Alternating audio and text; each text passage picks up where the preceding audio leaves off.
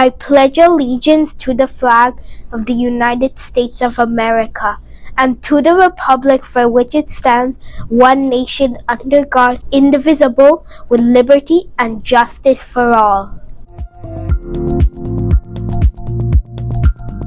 I promise to do my best to treat everyone fairly. I promise to do my best to be kind to everyone, even though they're not like me. If I see someone being hurt or bullied, I will tell the teacher.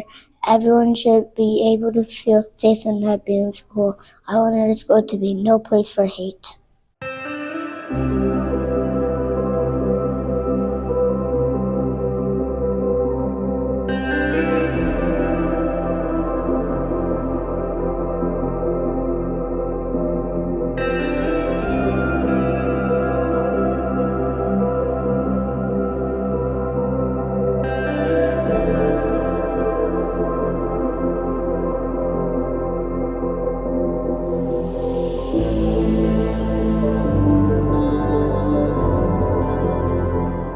Did you know?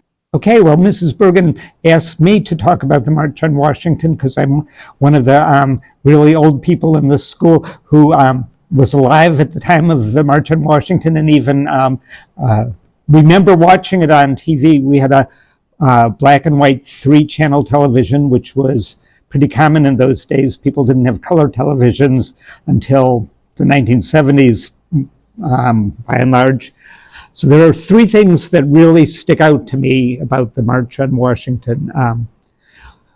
One was the tremendous size of the crowd. Like, I had never, ever seen so many people all together. And it was really well organized. There were a lot of leaders, not just Dr. King, but A. Philip Randolph and Bayard Rustin and Roy Wilkins and John Lewis and Whitney Young and James Farmer, a lot of people who were instrumental in organizing this march and putting it together, and yet it was very peacefully organized, just a mass of humanity swarming into the downtown Washington and the grounds of the Lincoln Memorial.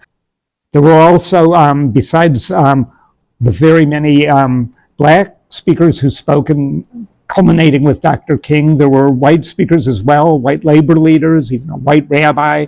There were many singers. Second thing I remember about the March on Washington was the incredible speaking ability of Dr. King.